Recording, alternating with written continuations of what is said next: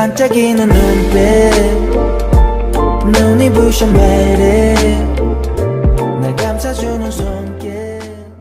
There is a land worth about 40 billion that no one knew about. I will give you this land. Kim Ma-ri felt sorry for hiding the land and decided to give it to Han Jin-tae because she had been feeling guilty. However, this 40 billion will completely destroy Han Jin-tae and Jin Na-young.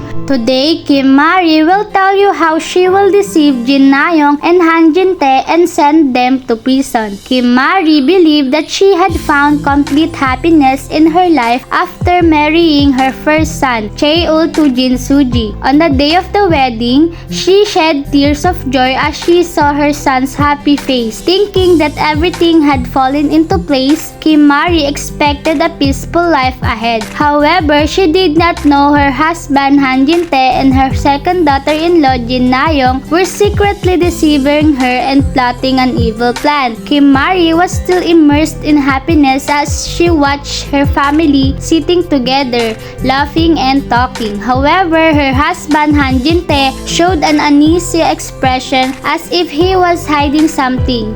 Jin Na-young, the second daughter-in-law, also had a strange and ominous smile. One day, Kim Ma-ri happened to witness the two of them having a secretive conversation in a small room. The low voices coming from the room caught Ma-ri's ears. This could get us into big trouble. Be careful. Jin Na-young whispered as if he warning. Don't worry, I'll take care of it. Just do your part well. Han Jin-tae replied in a firm tone. Kim Ma-ri couldn't understand exactly what they were talking about, but she had a feeling that their expressions and tone of voice were not normal. From then on, Kim Ma-ri grew suspicious as she saw her husband and Jin Na-young frequently meeting in secret. Her instincts to find out what they were plotting captivated her. Meanwhile, Jin Na-young was consumed by fear that her sister-in-law Jin Soo Ji entering Kim Ma-ri's household would diminish her and her husband. Han Yun-song important.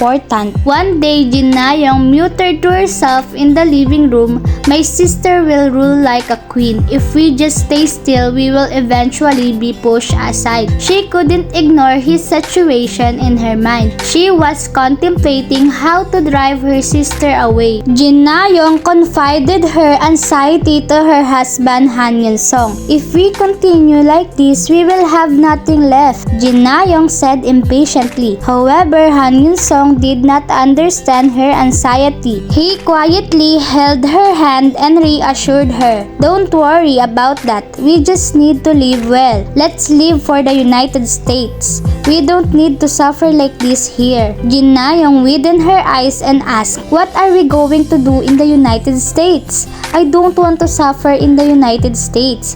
I don't want to give up this position now." She wanted to enjoy more power and wealth in the current place rather than starting a new life in the United States. That desire was burning like a fire in Jin Na-young's heart. A few days later, Jin Na-young started planning to blackmail Han Jin-tae using evidence of his past crimes. She decided to find the important item, a tie pin related to the crimes Han Jin-tae had committed in the past. That tie pin held his fatal secret. Jin Na-young intended to obtain more power and wealth by blackmailing Han Jin-tae with that evidence. However, Han Jin-tae was not a fool. He had already realized what Jin Na-young was up to. He made a promise to himself to get hold of that tie pin before Jin Na-young could find it. On the other hand, Jin Soo Ji had already noticed that Han Jin-tae and Jin Na-young's behavior had been suspicious for a long time. She had a gut feeling that something unclean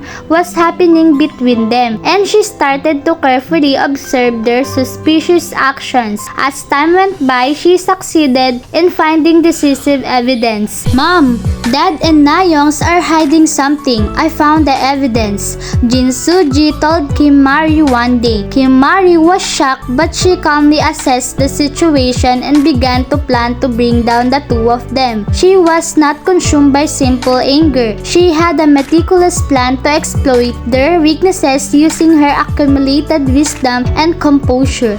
A few days later, when Jin Na-young entered the living room, Kim Ma-ri deliberately spoke loudly to Han Jin-tae. "When are you going to take that 40 billion land?" Jin Na-young's eyes widened as she heard those words. She quickly tried to maintain an emotionless face, but inside, she began to devise a grand plan. That night, Jin Na-young muttered to herself in her room, "If I have that money, I can have everything I want. Now I can move as I please." She smiled with a face full of greed, and immediately she thought of a way to blackmail Han Jin-tae. She knew that the tie-pin which covered his past crimes was the key to getting everything she wanted. A few days later, Jin Na-young seized an opportunity when Han Jin-tae was alone at home. She approached him directly. Her eyes revealed an undeniable desire and pressure. "Dad, you're going to receive 40 billion, so give it to me."